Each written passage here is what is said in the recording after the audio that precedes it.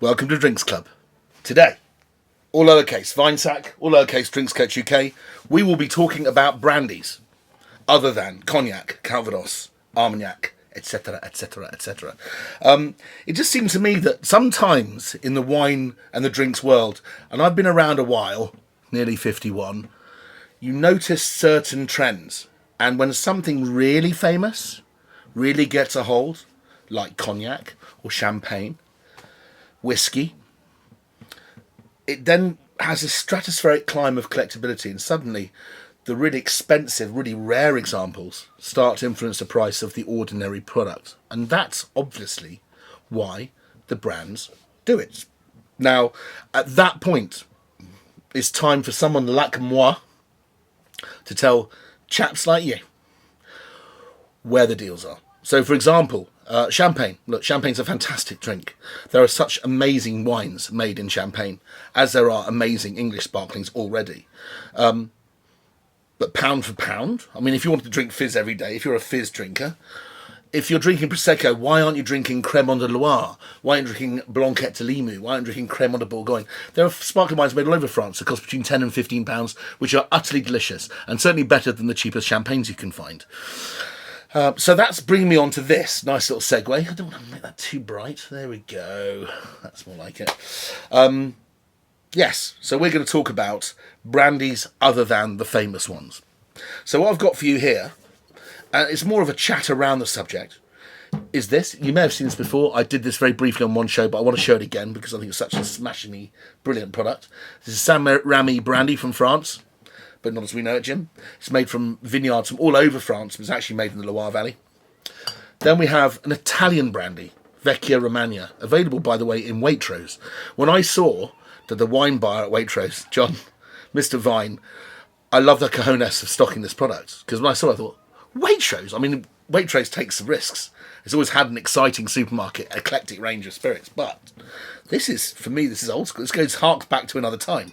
And I bought some, and it was so good that I think that he deserves some credit on it. But it was also, this was the drink that actually prompted me to do this show altogether. Then moving on, we have a brandy from Spain.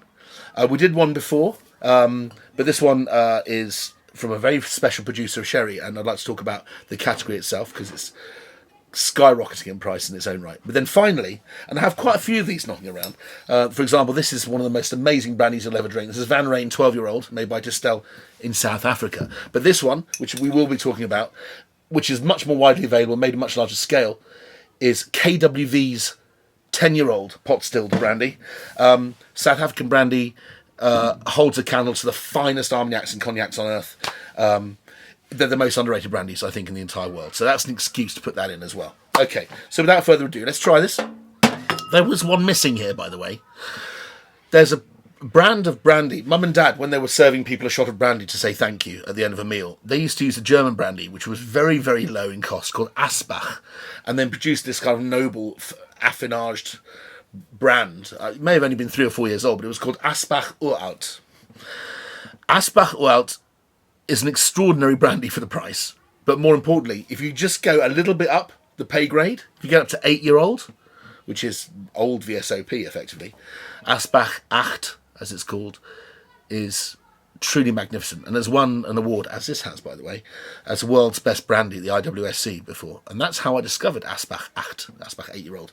And it is as fine, I think, as any of the drinks you can buy in cognac for about half the price. So, fighting talk, I know. So look up Asbach. I'll put the details in below. But unfortunately, I tried to get hold of the distributor, but unfortunately it wasn't here in time. We need to get on. I have to produce shows, otherwise we'll get bored and disappear. So, here we are. This is Saint Rémy. The same Rémy, by the way, that you have in Rémy Martin, which is a famous cognac from Jarnac. This is a drink made largely from grape varieties in the Loire, but mostly from Moulin de Bourgogne, the grape variety they use for Muscadet, which is very high in acid. It mimics very much the same sort of profile as the Uni Blanc, which is the grape variety which is most important in the production of cognac, and as such makes very, very good brandies. But the source material for this wine is brought in from all over France.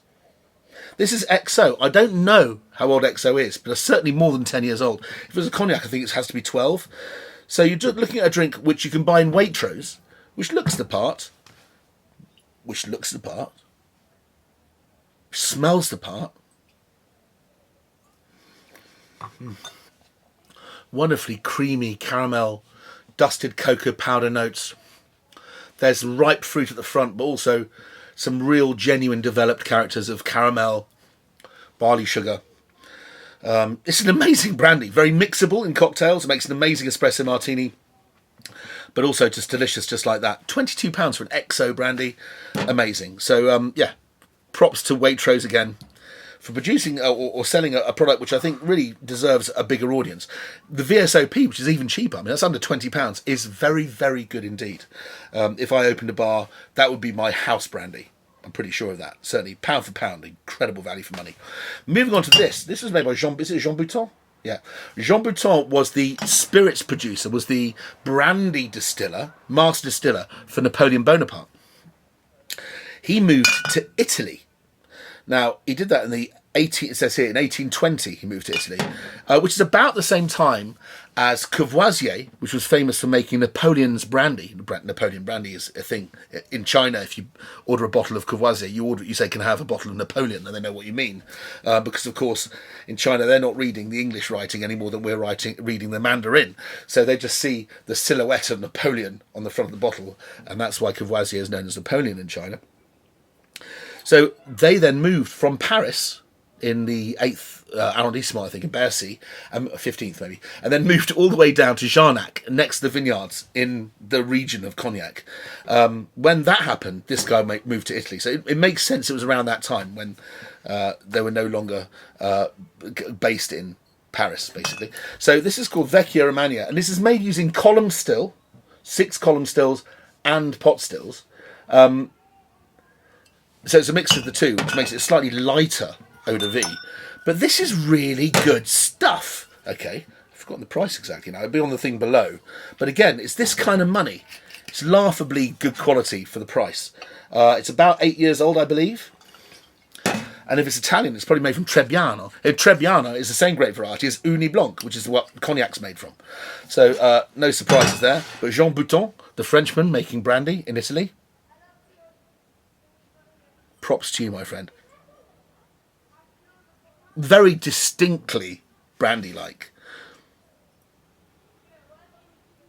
Is it like cognac? I suppose a bit. But just too warm. You can feel the ripeness in the grapes. So more Armagnac than cognac, just by the ripeness that you can smell. Smells of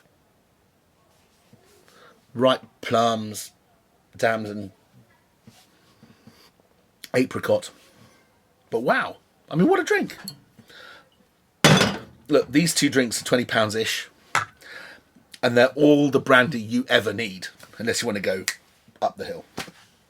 Bringing us on to the next drink. This is from Jan Pedersen's tiny little sherry brand, which is called Fernando de Castilla. Now, this guy is largely seen to be, if not the, certainly one of the best producers of a exploding category, which is called Brandy de Jerez, which means sherry brandy.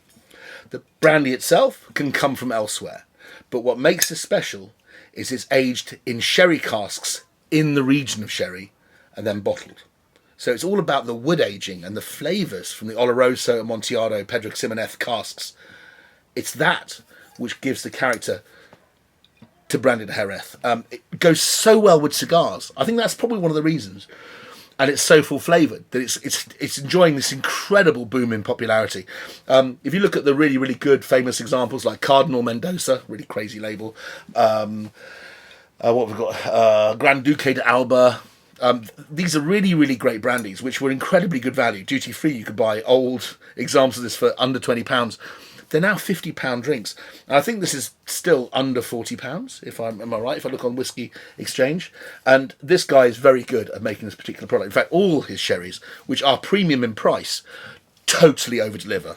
Totally outperform everyone else. Small producer, Fernando de Castilla. Look them up. If you like look at my sherry show first and try their Fino, try their Amontillados, try their Olosas. They're fantastic. But also, I think Jan Pedersen, the guy that owns this brand, I think his father used to work for Osborne.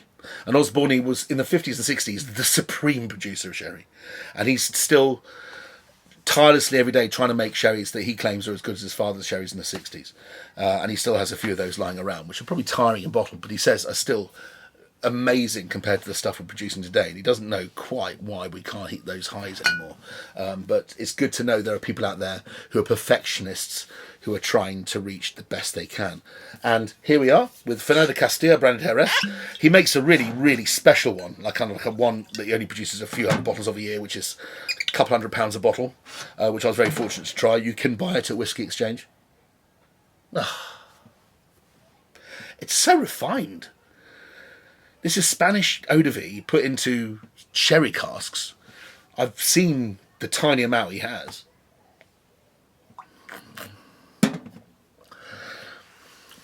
But the Oloroso and the Pedro Jimenez flavours, those really dark, sweet cherry flavours, are drenched into the drink. So it tastes like prunes and port and fig.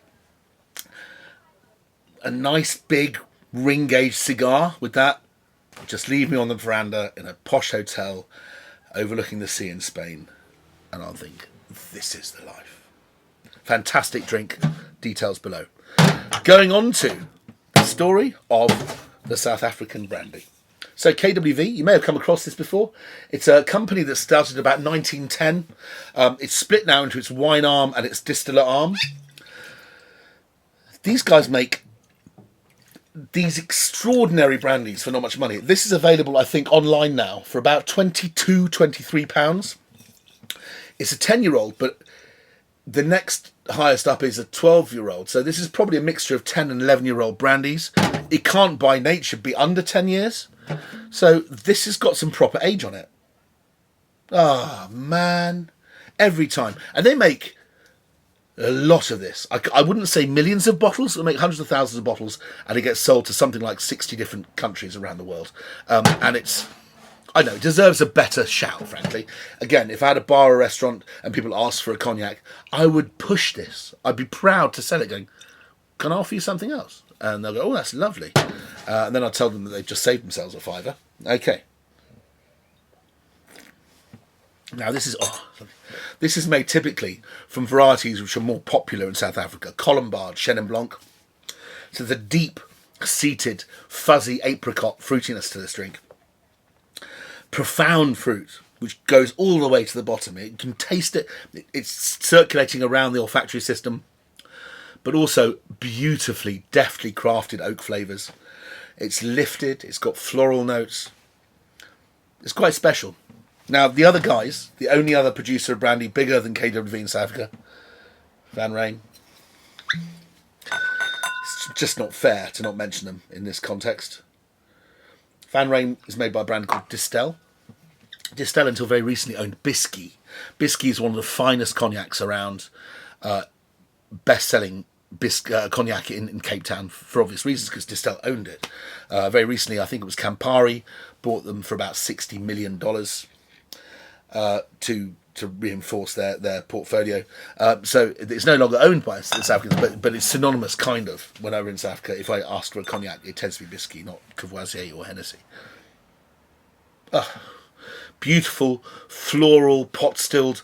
There's a wonderful note to all of the Van Rijn brandies, which is kind of like aniseedy, no, but not like ouzo. It's kind of just fennel lift and orange water. Oh, God. Oh, look at that. This stuff, if you're over there, costs you 20 quid off a shelf in a bottle shop. Man, if it doesn't taste like... It's not a million miles away from Delamere. I'm not even joking. Delamere? One of the greatest drinks in the world. I recommended it at Christmas. But this drink is just a hop, skip and jump behind it. And it's a third of the price. There you go. So, brandies, let's talk about them. Don't drink cognac and armagnac all the time. Explore. It's a time to explore. You're indoors, you're bored. Saint Rémy from Waitrose. All French brandy. Vecchia Romagna, also from Waitrose. Got this from the Whisky Exchange, or I think I got it directly from, actually, Fernando Castillo. But Absolutely fantastic, available on the Whisky Exchange. And then KWV, just put it in. Just put it into the internet. There's a guy called Perold Cellars down in the southwest. Gerhard Perold, he'll sort you out with a bottle of that. Van Rijn, a little bit harder to find. The 10-year-old, fantastic, but the 12 and 15-year-olds are real showpieces. More duty-free from Joburg type stuff. Anyway, don't forget the Asbach Acht next time.